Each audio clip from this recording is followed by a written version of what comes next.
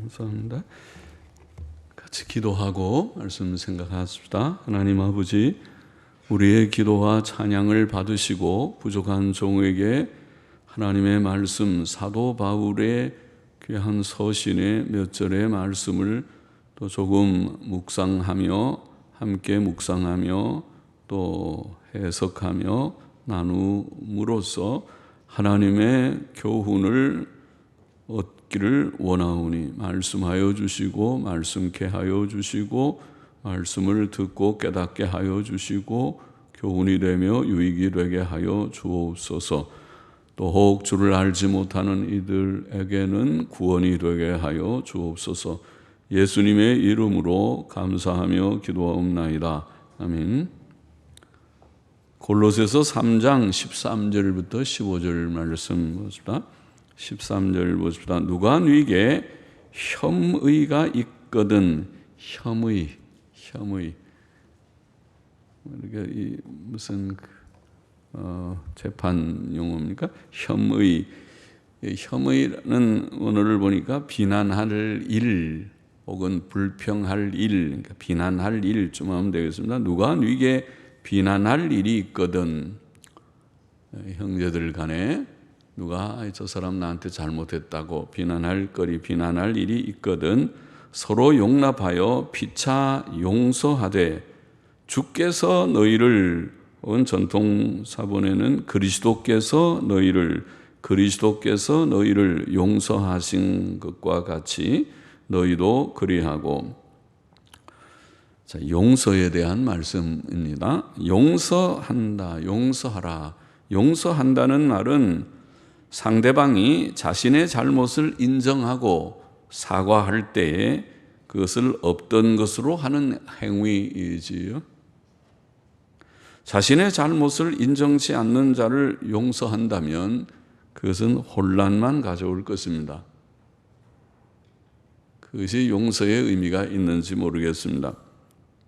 상대가 잘못을 인정하고 미안하다고 할 때 괜찮다고, 내가 마음에 두지 않을 테니까 우리 사이좋게 지내자고, 그것이 용서지.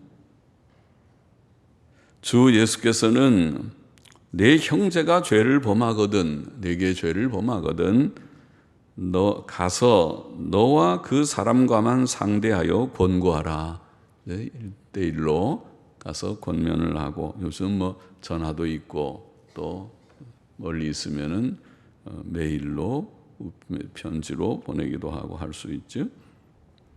권고하라. 만일 들으면 내가 내 형제를 얻은 것이요, 만일 듣지 않거든 한두 사람을 데리고 가서 두세 증인의 입으로 말마다 증참게 하라. 1대1로 말하고, 그래도 듣지 않으면, 들으면 좋고 듣지 않으면 한 사람 더 데리고 가서 증인을 동반해서 가서 말하고, 만일 그들의 말도 듣지 않거든 교회의 말하고, 교회의 말도 듣지 않거든 이방인과 세리와 같이 여기라. 그런 말씀하셨죠. 그래서 교회의 권면 혹은 당회의 권면, 당회의 교회를 대표해서 목사나 또 장로님들이 가서 권면할 때에 그 말도 듣지 않으면, 그러면 할 수 없죠. 그것은 이방인과 세리와 같이, 저 사람은 믿지 않는 사람이 모양이다, 그렇게 여겨야 된다, 그렇게 말씀하셨습니다. 그러면 무슨 잘못이 있으면 권면하고 그 잘못을 인정하고 미안하다고 할 때 용서하는 것이 순리입니다. 서로 용납하고 용서하는 것은 우리가 지난 시간에 생각한 긍휼과 자비와 오래 참음에서만 나올 수 있습니다. 잘못은 잘못이고 악은 악입니다. 그러나 우리가 긍휼과 오래 참는 마음을 가지고 있을 때 자기 잘못을 뉘우치는 자를 용납하고 용서할 수 있습니다. 사람은 누구나 부족하고 불완전하여 이런저런 실수와 잘못을 범할 수 있기 때문입니다. 예수 그리스도께서 우리를 용서하신 것과 같이 주께서 혹은 그리스도께서, 전통문에 그리스도께서 너희를 용서하신 것과 같이 너희도 그리하라. 우리는 서로 용서해야 한다고 교훈합니다. 그는 우리의 많은 죄와 부족을 용서하셨습니다. 우리의 죄가 지옥 형벌을 받아야 마땅했을 때 그는 우리의 죄를 용서하셨던 것입니다. 그러므로 우리는 우리에게 해를 끼친 형제의 작은 죄에 대해 더 잘 용서해야 할 것입니다. 그것은 너무나 합당한 일입니다. 주께서는 마태복음 18장에서 우리가 이웃의 허물을 용서해야 하는 이유에 대해 한 비유로 말씀하셨습니다. 그 비유에서 그는 우리가 하나님 앞에서 받은 용서는 1만 달란트 빚진 종이 그 빚을 탕감받은 것과 같고, 우리에게 잘못한 형제의 죄는 100데나리온 빚진 동료의 빚과 같다. 그런 비유죠. 마태복음 18장에 나오는 용서에 관한 교훈의 말씀이. 자, 1만 달란트와 100데나리온의 차이는 비교할 수 없이 큰 것입니다. 한 달란트가 6,000데나리온입니다. 그러면은 1만 달란트는 6천만 데나리온이라는 것이죠. 한 달란트가 6,000데나리온, 1만 달란트니까 6천만 데나리온.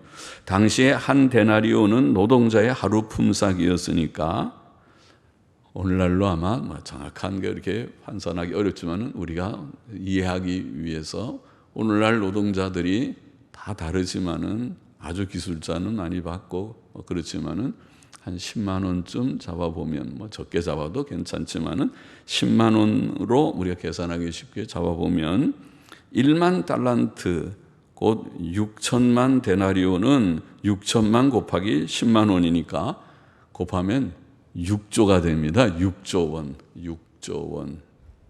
6천만 데나리온 곱하기 10만 원, 6조 원. 거기에 비해서 100데나리온은 10만 원 곱하기 100이니까 1,000만 원이죠. 약 1,000만 원. 그러면 1,000만 원도 큰 돈이긴 하지만은 6조 원을 우리가 용서받았고 1,000만 원 우리 형제가 내게 빚을 졌다. 이런 비유와 같은 것입니다.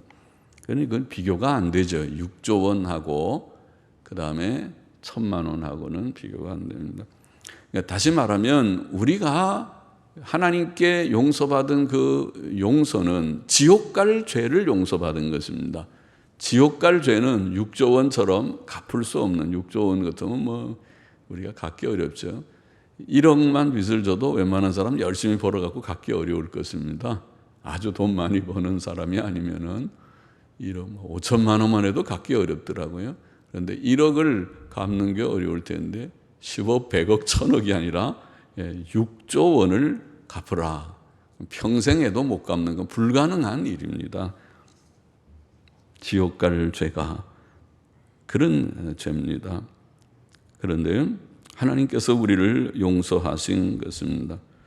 그러므로 하나님께서 베푸신 그 큰 용서, 1만 달란트 탕감받은 것과 같은 그 용서를 받은 우리가 우리에게 잘못을 범한 형제들, 자매들, 우리에게 잘못을 범한 이웃에 대해서 용서를 하는 것은 너무 합당한 일이다. 그래서 너무 큰 은혜를 받았는데 나는 그렇게 큰 빚을 탕감받았는데 작은 빚들쯤이야 내가 할 수 있다 이 말이죠. 더욱이 우리가 구원받은 이후에도 지금까지 크고 작은 많은 실수와 잘못을 범하였음에도 불구하고 하나님께서 우리의 죄를 계속 용서해 주신 것을 생각한다면 우리는 우리에게 잘못한 자의 잘못을 한두 번 용서해 줄 뿐만 아니라 주 예수님의 교훈과 같이 70번씩 7번 7번 77이 49 490번 아니고 정말 무한대로 70번씩 7번 많이 끝없이 용서하라. 가서 잘못했다고만 하면 진심으로 그렇게 미안하게 여기는 것 같으면 다 그저 용서해. 그걸 꼭 품고 너 옛날 나한테 이랬지 저랬지 옛날 거 다 기록해서 마음에 품고 있는 거 그런 거 하지 말아라. 그것이 용서죠. 용서는 사랑의 첫걸음입니다. 용서가 전행되지 않으면 사랑할 수 없습니다. 이 부부 관계도 그렇고 가족 관계도 우리 교우 관계, 이웃의 관계가 다 그렇습니다. 용서가 선행되어야 되고 또 용서는 아까 서두에 말한 대로 내가 미안하다 인정하는 시인하고 인정하고 용서를 구하는 그 말이 전제되어야 하겠습니다. 용서는 참된 사랑의 기초가 됩니다. 용서 없이는 서로 사랑하는 것이 불가능합니다. 왜냐하면 우리는 늘 부족이 많은 자이기 때문에 부족을 서로 용서함으로써 사랑이 세워지지, 용서가 전행되지 않고 저 사람 나한테 잘못했어라는 게 계속 누적되듯이 쌓여 있으면 결코 서로 사랑할 수 없습니다. 하나님의 사랑이 용서로 표현되었듯이 우리의 사랑도 이웃을 위한 용서로 표현되고 증거되어야 합니다. 이것이 요한복음 13장에 증거된 대로 주께서 마지막 유월절 식사를 하신 후에 제자들의 발을 씻어주신 그런 사건의 뜻이었습니다. 제자들의 발을 씻어주신 것은 단지 봉사의 정신을 가르치시기 위함이 아니고 서로 진심으로 용서함으로써 참된 사랑의 교제를 나누라는 뜻이었습니다. 제자들, 신약교회, 예수님의 제자들의 무리에서 서로 사랑이 있는, 사랑의 교제가 있는 그런 모임이 되어야 하는데 그것을 위해서는 서로 용서해야 된다.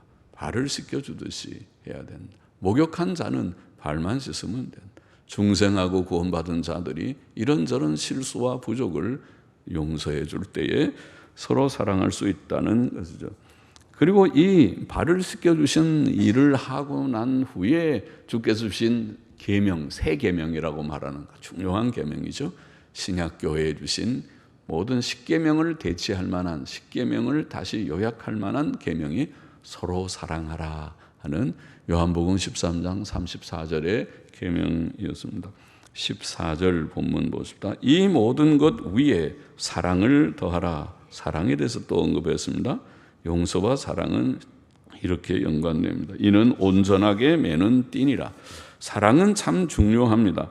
주께서는 사람의 생활 규칙인 십계명, 우리가 어떻게 살까, 우리의 윤리라고 하죠.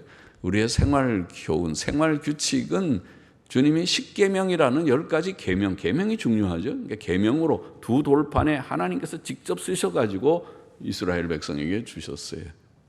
아, 놀랍죠. 모세가 시내산 꼭대기에서 내려오면서 두 돌판을 안고 내려온 그의 돌판에 하나님이 직접 쓰신 계명, 그것이 생활교훈입니다. 생활규칙입니다. 십계명대로만 하면 이 사회도 우리 가정도 좋아질 것입니다. 그 내용이 사랑입니다. 첫 번째가 마음을 다하고 성품을 다하고 힘을 다하여, 마음과 영혼, 성품과 힘을 다하여 하나님을 사랑하라는 것이고, 두 번째는 우리 이웃을 우리 몸과 같이 사랑하라. 그 속에 십계명의 내용이 다 들어있다. 그렇게 주께서 마태복음 22장 37절 이하에 설명하기도 했습니다. 또 주께서는 방금 제가 말씀드린 대로 우리의 생활 지침을 한마디로 서로 사랑하라 하는 새 계명으로 말씀하시기도 하셨습니다. 사도 바울은 로마서 13장에서 보면 남을 사랑하는 자는 율법을 다 이루었느니라. 간음하지 말라, 살인하지 말라, 도적질하지 말라, 탐내지 말라 한 것과 그 외에 다른 계명이 있을지라도 내 이웃을 내 자신과 같이 사랑하라 하신 그 말씀 가운데 다 들었느니라. 사랑은 이웃에게 악을 행치 아니하나니 그러므로 사랑은 율법의 완성이니라. 이렇게 설명했습니다. 그래서 사랑이 율법을 다 총괄하는 것이고 주의 말씀과 같죠. 주님께서도 십계명은 곧 사랑이다. 하나님 사랑, 이웃 사랑이다. 서로 사랑하거라. 사랑은 율법의 완성이다. 이렇게 성경은 주님께서 또 사도 바울이 설명을 했습니다. 오늘 본문에서도 바울은 사랑을 가지라. 사랑, 이 모든 것 위에 사랑을 더하라. 이는 온전하게 매는 띠니라. 사랑을 온전하게 매는 띠, 라고 표현했습니다. 옛날 영어 성경에 보면 원문대로 완전함의 띠, 온전하게 매는 이라는, 우리는 좀 풀어서 번역했지만 그냥 완전함이라고 하는 단어를 써서는 완전함의 띠, 완전함의 띠. 사랑이 완전함의 띠라는 말이 무엇일까? 완전함의 띠. 사랑 자체가 사실은 완전한 덕입니다. 이미 다 설명한 대로 율법의 완성이다. 사람이 사랑의 인격이 되면 그는 법을 다 지킨 것과 같은 사람이 될 것이다.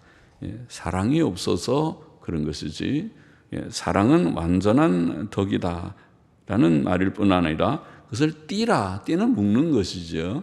뭐를 묶어요? 서로 묶는 것이죠. 그러니까 서로 사랑하라고 주께서 말씀하신 것과 같이 사랑은 완전한 덕이고, 사랑으로서 서로를 꼭 묶듯이 가정을 사랑으로 묶어야 서로 부족이 있지만은 덮어주고 위로 격려하면서 살아가지. 그렇지 않고 상대의 허물만 들춰내기 시작하면 온전한 사람이 없는데 서로 속상해갖고 서로 비방하고 들춰내면 같이 살기가 어렵고, 그래서 요즘처럼 결혼은 안 하지만 이혼율이 엄청 높더라고요. 하루에도 하루에 많이 하더라고요. 그래서 깜짝 놀랐어요. 우리나라 이혼율이 이렇게 높은가. 그래서 가정이 깨지는 가정이 이렇게 많구나. 결혼하는 가정보다 훨씬 수가 많은 것 같아요. 이혼율이 굉장히, 모르겠어요. 결혼하는 율은 더 많은지는 몰라도 내가 이혼율만 보고 깜짝 놀랐어요. 참 많구나. 그래서 이 띠라는 말은 일치라는 것입니다. 사랑의 완전한 덕인 사랑으로 우리가 묶어야, 그래야 가정이 하나가 되고 교회도 하나가 되고, 또 어느 단체든지 서로 사랑함이 좀 있어야 분열하지 않고, 그렇죠? 서로 사랑이 없이 네 편 내 편 편가르기 하듯이 그렇게 하면 다 서로 물고 뜯고 서로 망하는 길이다. 서로 망하려면 서로 물고 뜯고 하면은 망하는 것입니다. 그렇죠? 서로 분열하면은 망합니다.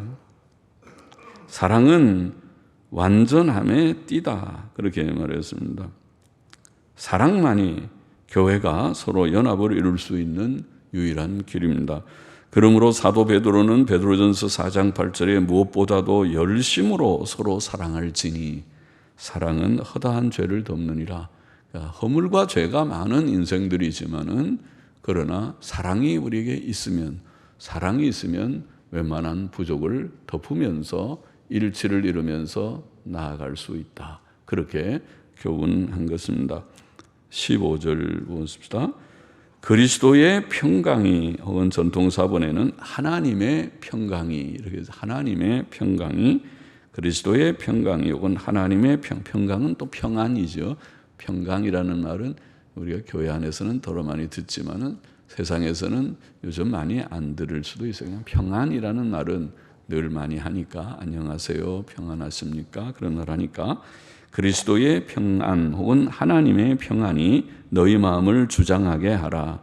평강을 위하여, 평안을 위하여 너희가 한 몸으로 부르심을 받았나니 또한 너희는 감사하는 자가 되라. 자, 하나님께서 주시는 평안, 하나님께서 주시는 평안은 예수 그리스도 안에서 주어집니다. 그래서 하나님의 평안, 그리스도의 평안 다 좋은데, 주께서는 이렇게 말씀하셨죠. 수고하고 무거운 짐진 자들아. 우리 인생을 표현하기를 정말 그렇죠. 수고하고 무거운 짐진 인생인데, 수고하고 무거운 짐진 자들아 다 내게로 오라. 내가 너희를 쉬게 하리라. 그건 평안이죠. 평안을 주시겠다. 정말 마음에 참된 평안을 얻지 못해서 수고로운 삶을 사는 인생들. 그렇죠? 아까 방금 우리가 이혼 얘기를 했지만은, 이혼하면 제일 피해를 당하는 사람은 이혼 당사자도 당사자지만은 자녀들이 제일 피해를 당합니다. 자녀들이 무슨 죄가 있습니까? 어릴 때부터 엄마 아빠가 난임으로, 그래서 그 속에서 고통을 당하고 엄마 없는 집, 아빠 없는 집이 되고, 또 새엄마가 들어오게 되면 새엄마 사이에 갈등이 생기면 눈치 보고, 거기에서 또 학대도 있고 요즘 나오는 그런 끔찍한 일들이, 그래서 별별 아주 정말 뉴스거리가 되는 그런 일들이 있지 않습니까? 그것이 다 그런 데서 오지 않습니까? 참 그러면은 어릴 때부터 아이들에게 쉼이 없구나. 아이들이 눈치 보면서 저 불안에 떨면서 그렇게 사는 일들이 어릴 때부터 있으니까 이것이 어릴 때 그렇고 정상적인 가정에서도 이 경쟁이 심한 사회 속에서 계속 긴장 속에 살고 그다음에 이제 학교 공부하기 시작하면 그때는 더 학교라는 또 스트레스라고 우리가 말하지만 그게 다 마음의 평안을 뺏어가는 요인이 아닙니까? 그리고 또 결혼해서 직장 생활하고 돈 벌고 사는 것 자체 거기다 또 이런 전염병이 돌고 전염병 때문에 경제는 또 더 곤두박질하고 보통 여러 문제들이 많은 것이 아니죠. 다 이것이 평안을 뺏어가는데 주께서는 우리에게 쉬게 하겠다. 마음의 평안을 약속하셨고 또 요한복음 14장에 보면 평안을 너희에게 끼치노니 곧 나의 평안을 너희에게 주노라. 하나님 주님께서는 자신 하나님의 평안 주 예수 그리스도의 평안을 주노라. 내가 너희에게 주는 것은 세상이 주는 것 같지 아니하니라. 너희는 마음에 근심도 말고 두려워하지도 말라. 감사한 말씀이죠. 우리는 주의 약속을 믿습니다. 사실은 하나님 믿는 것은 굉장한 특권입니다. 믿지 않는 사람은 에이 그런 게 어디 있나. 그러면 하나님을 처음부터 믿지 않으니까 뭐 그럴 수 있겠죠. 믿음 없으면 그런데 하나님 살아계신 하나님 창조자 하나님 섭리자 하나님을 믿고 하나님이 성경에 말씀하신 이런 약속들을 믿으며 와 감사하다. 세상이 줄 수 없는 평안 내가 그게 필요한데 내게 진짜 그게 필요한데 우리 어린아이들도 혹은 아까 말한 자꾸 이혼 얘기해서 미안하지만 이혼이나 무슨 문제든지 지금 코로나도 마찬가지고 문제가 있어서 평안을 잃어버린 자에게 내가 주는 평안은 세상이 주는 것과 다르다. 마음에 근심하지 말아라. 주께서 그런 약속하신 그 평안을 주기를 원합니다. 주실 줄을 믿습니다. 그 평안이 우리의 마음을 주장하기를 원합니다. 또 사도 바울은 귀한 요절을 말씀했죠. 데살로니가후서 3장 16절에 평강의 주께서 평안의 주라고 주님을 이름을 평안의 주께서 일마다 때마다 일마다 친히 때마다 일마다 너에게 평강을 주시기를 평안 주시기를 원하노라. 할렐루야입니다. 하나님 감사합니다. 믿습니다. 평안의 주께서 친히 우리 주님이 친히 때마다 일마다 우리에게 평안 주시기를 소원한다. 주실 줄을 믿습니다. 그 평안을 우리가 다 누리게 되기를 원합니다. 하나님의 평안이 너희 마음을 주장하게 하라는 말씀은 바로 때때로 우리가 마음의 평안을 잃어버린다는 것이잖아요. 그러니까 주장하게 하라는 말이죠. 늘 평안이 있으면 이 말씀 할 거 없죠. 우리가 하나님의 평안을 분명히 받았는데도 불구하고 현실을 볼 때에 마치 베드로가 물 위로 바다 풍랑이는 바다 위로 걸어오는 주님께서 일로 오너라 나도 갈까요? 오너라 하고 가다가 그 파도와 물결을 보고 겁이 나서 그냥 빠져들어간 것처럼 우리가 평안을 주께서 주셔서 받았는데 조금 어려운 코로나도 그 중에 하나고 이런저런 어려움, 가정의 어려움, 몸이 좀 이렇게 아픈 것도 어려움, 경제의 문제 이런 어려움, 염려, 근심이 올 때에 평안이 없어져 버린단 말이에요. 평안을 잃어버리니까 그러니까 그러지 말고 하나님의 평안이 너희 마음을 주장하게 하라. 낙심하지 말고 근심하지 말고 너무 불안해하지 말고 그렇게 하라. 그 말이죠.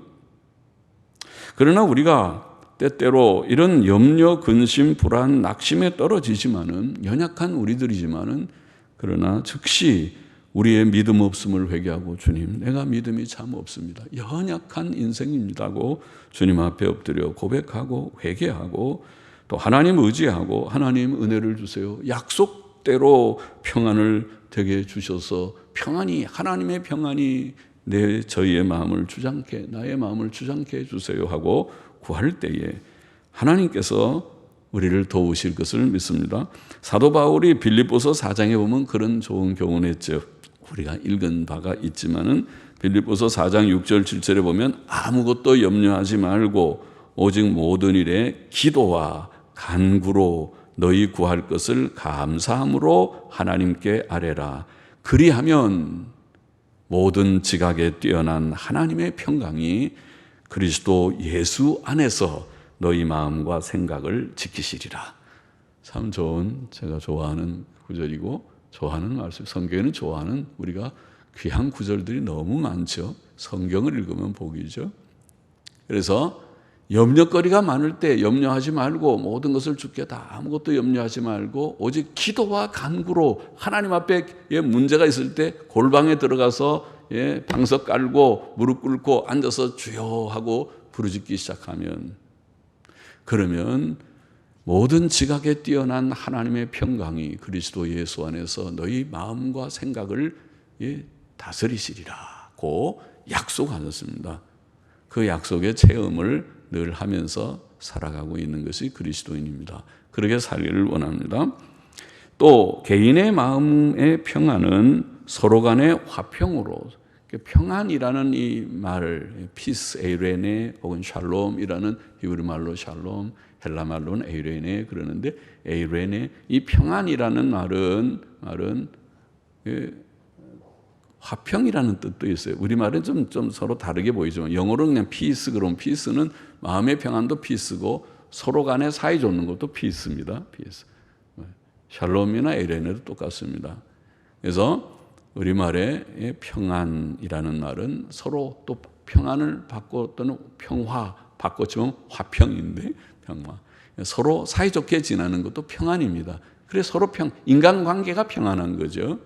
인간관계가 갈등이 있고 서로의 거리가 있고 서로 미움이 있고 적개심이 있고 다툼이 있고 그러면 평안하지 못하는 것이죠. 그래서 여기 보면 평안을 위하여 너희가 한 몸으로 부르심을 받았다, 그런 말씀을 하죠. 그것은 바로 개인의 이 마음의 평안이 서로 간의 화평을 낳는다는 것이죠. 하나님께서는 우리 개인이 마음으로 평안을 누릴 뿐 아니라 모든 성도가 한 몸이 되어 서로 거룩한 사랑의 교제를 나누기를 원하십니다. 그것이 하나님의 구원의 목적이기도 합니다.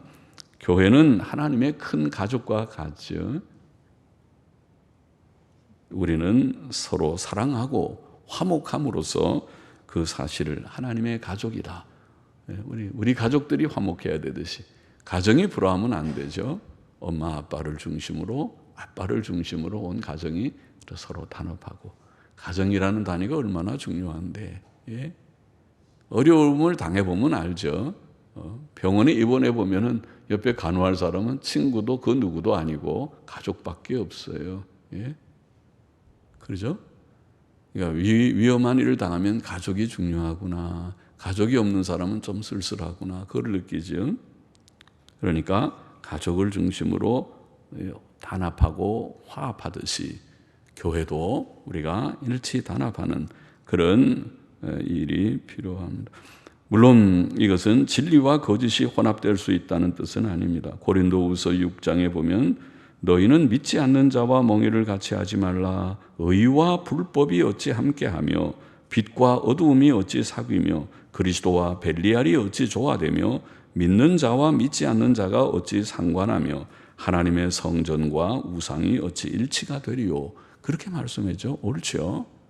우리가 일치, 단합이라고 하는 것은 진리 안에서 우리가 말하는 것이지, 진리와 비진리, 그리스도와 벨리알, 빛과 어두움이 일치된다는 그런 뜻은 아닙니다. 요한계시록 18장 2절에 보면 특히 말세에 나타날 바벨론, 곧 우리가 주일 오후 시간에 계속 읽고 있죠. 오후 시간에도 열심히 모입시다. 적그리스도의 나라의 특징, 바벨론, 적그리스도의 나라라고 하는 나라의 특징이 각종 더러운 영에 모이는 곳, 즉 혼합주의적인 세계일 것을 예언했습니다. 혼합주의 혹은 오늘날 말로 종교다원주의 혹은 신학적 포용주의, 뭐라고 표현하든지 혼합주의, 막 진리와 비진리가 뒤섞여 있는 그런, 오늘날 기독교회가 사랑이나 교회의 하나됨의 이름 아래서 자유주의 신학, 그건 이단인데 자유주의 신학과 천주교회, 그것도 배교인데 천주교회를 포용하고 심지어 이방 종교까지 포용하려는 움직임이 있습니다. 그래서 세계교회협의회가 이방 종교들을 포용하는 그런 움직임들을 많이 보이고 있어요, 최근에는. 그래서 이것은 성령의 일이 아니다. 이건 하나님의 일이 아니고 미혹의 영인 사탄의 일이 확실하구나.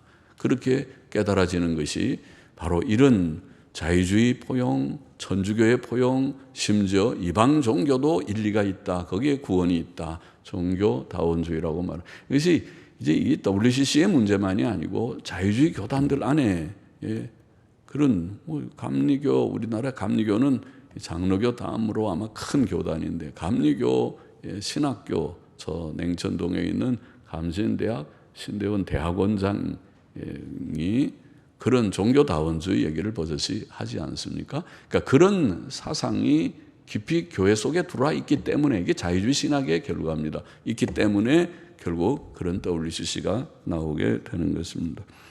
우리는 성경에 계시된 하나님의 뜻을 아는 바른 지식과 믿음 안에서 사랑으로 교제하고 하나됨을 나타내야 합니다. 이를 위해 우리는 모든 교만을 버리고 겸손한 마음으로 모이기를 힘쓰고 성경을 배우고 확신해야 합니다. 우리는 성경을 전체적으로 좀 체계적으로 또 역사적 기독교 신앙에 입각하여 배우고 확신하고 실천해야 합니다. 또 끝으로 우리는 여기 오늘 본문의 마지막 한 절이죠. 우리는 하나님의 구원의 은혜에 대해서 감사와 찬송을 올려야 합니다. 이게 감사하라, 감사하는 자가 되라. 감사라는 말하고 찬송은 그렇게 크게 다르지 않는 그런 개념입니다. 하나님을 인정하고 높이는 것이 찬송이고 감사합니다.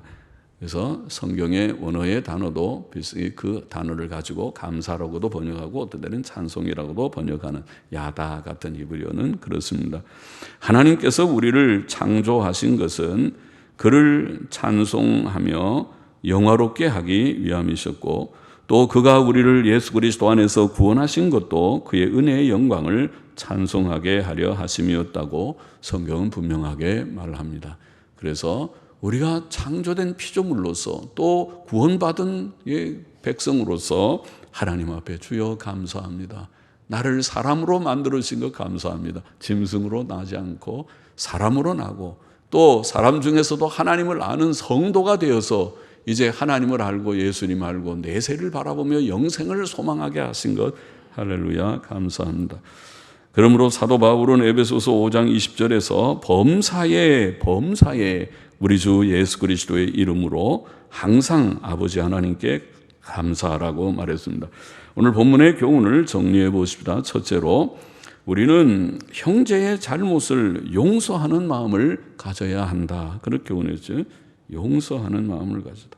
하나님께서 우리의 지옥 갈 만한 큰 죄를 용서하셨기 때문에 1만 달란트 빚진 것과 같은 죄를 용서하셨기 때문에 우리는 우리에게 잘못한 자들의 잘못을 만일 그들이 그 잘못을 인정하고 용서를 구한다면 언제든지 몇 번이든지 용서해야 한다. 용서의 대원칙을 용서해야 된다. 둘째로 우리는 서로 사랑해야 한다고 교훈했습니다. 이것이 십계명의 정신이고 주께서 주신 새 계명의 내용입니다. 이것은 율법의 완성이고 우리를 완전함으로 묶는 띠다. 사랑은 완전함의 덕이고 사랑할 때에 우리가 일치단합하는 가정, 일치단합하는 교회 또 사회가 될 수 있다. 참된 교회와 미래의 천국의 모습은 사랑의 교제입니다. 셋째로 우리는 마음에 하나님의 평안을 소유해야 하고 또 서로 간에도 화목해야 한다. 그렇게 교훈했습니다. 하나님의 평안은 죄사함과 의롭다 하심으로 말미암아 주신 평안인데 이 평안을 우리가 소유하고 사실은 이 평안 속에 사실은 많이 들어있다고 그랬어요. 이 평안이라는 단어는 참 좋은 단어인데 평안 속에 몸의 건강도 또 경제의 안정도 그리고 환경적인 평안도 우리말에 그래서 제가 샬롬 또는 이런 평안이라는 성경의 용어는 우리말에 꼭 안녕하고 똑같다. 우리말에 안녕하십니까 하는 말 속에는 다 들어있어요. 조반 드셨습니까? 우리 옛날에는 그렇게 했어요. 하도 굶기를 많이 해서 그런지 아침에 보면은 아침 드셨습니까? 밥 먹었니? 너 밥 먹었니? 밥 굶고 오진 않았니? 예? 몸 편찮지 않습니까? 안녕이란 말 속에는 심리적인 평안만 의미하는 것이 아니라 몸의 건강, 또 경제의 안정, 또 환경적인 평안 다 들어있어요. 안녕이. 그러니까 평안이 그런 개념이에요. 하나님께서 우리에게 평안을 주시고 이 평안을 소유하고 서로 사이좋게 화목하면서 살아야 한다. 넷째로 우리는 하나님께서 주신 구원의 은혜를 늘 감사해야 하겠습니다. 현실은 어렵고 힘듭니다. 참 어렵고 힘든 현실을 우리는 살아갑니다. 때때로 인생을 이렇게 언제까지 살아야 되는지. 이제 나이가 이제 70이 돼 가니까 터득을 하면서 깨닫는 것이 많아서 스스로 웃지요. 아이고 일찍도 깨달았다. 나이 70에 깨닫다니 하고 스스로 집사람하고 얘기하면서 웃기도 하지만은 그러나 인생이 참 그렇게 어리석어서 부족해서 더디게 깨닫는 것도 많고 하지만은 나이가 들면서 인생은 수고로운 여정이로구나. 그러나 아직도 얼마나 남았는지 몰라도 이렇게 우리가 날마다 수고하고 살고. 그래서 제가 제일 안쓰러운 것은 우리 교회에 보면 지금 97세 거의 100세 되시는 어른이 있는데 아직도 그 좀 몸이 불편한 아들을 위해서 음식을 하시고 또 따님은 죄송합니다. 남의 개인 따님은 늘 돈 벌려고 늘 아침 늦게까지 일하셔야 되고 참 안타까워요. 이게 옛날 같으면은 나이가 60, 70만 돼도 안방에 앉아서 며느리들 이리 오너라 불러가지고 뭐 며느리 시키고 아마 그런 시대가 있었는데 요즘에는 다 자녀들이 부모 별로 이제 모시지 못하는 것도 많고 또 뭐 형편이 그렇지 못해서 그렇기도 하고 97세 100세가 된 그 노인이 근래에 수술까지 한 노인이 집에서 뭐 음식을 만들고 설거지도 하고 이렇게 하시는 걸 생각하니까 보통 마음이 안 좋은 것이 아니에요. 이것이 우리의 현실입니다. 이 수고로운 세상을 살아가는 한 단면입니다. 그런 건 뭐 누가 그런지 그건 잊어버리지만 그런 것이 우리의 현실이다. 그러니까 이 속에서 불평하려면 불평할 수 있지만 불평한들 뭐 하겠습니까? 현실을 받아들이고 현실 속에서 주님을 더 방망하고 천국을 소망하면서 여기 성경이 가르친 대로 믿음 없이 하나님 없는 사람들은 그 속에서 불평하겠죠. 왜 나한테 이런 현실을 그래? 그러나 그렇게 원망 불평하지 말고 오늘 본문에 범사에 주 예수 그리스도의 이름으로 항상 하나님께 감사하라. 아까 에베소 5장 20절 말씀 저희 인용했는데 오늘 감사하는 자가 되라. 그렇게 말씀한 대로 감사하기를 원합니다. 용서하며 살고 서로 사랑하며 평안을 소유하고 서로 사이좋게 지내고 그리고 감사하면서 살아야 된다. 잘하는 말씀이지만 교훈하셨고 또 오늘 이 말씀을 우리가 마음에 새겨서 그렇게 사는 성도 되기를 원하고 우리 가운데 혹시 아직도 하나님의 이 용서 예수 그리스도 안에 주신 죄사함의 은혜를 받지 못한 자가 있으면 예수님 믿고 받기를 원합니다. 하나님의 사랑을 깨닫지 못하는 자는 하나님의 사랑을 먼저 깨닫게 되기를 원합니다. 하나님이 주시는 내가 주는 평안을 네가 소유하라고 하는 그 평안을 경험해 보지 못한 자는 하나님의 평안을 소유할 수 있는 경험을 하는 자가 되기를 원합니다. 그리고 하나님 앞에 주님 나 같은 죄인 구원해 주신 것 감사합니다 하는 구원의 은혜의 감사에 동참하는 모두가 되기를 소원합니다.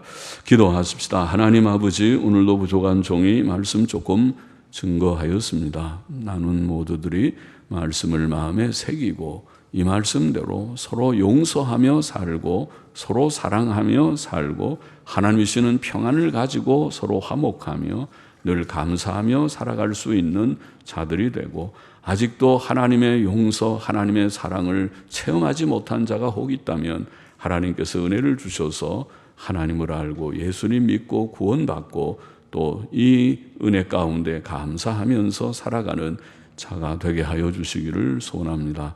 예수님의 이름으로 기도하옵나이다. 아멘.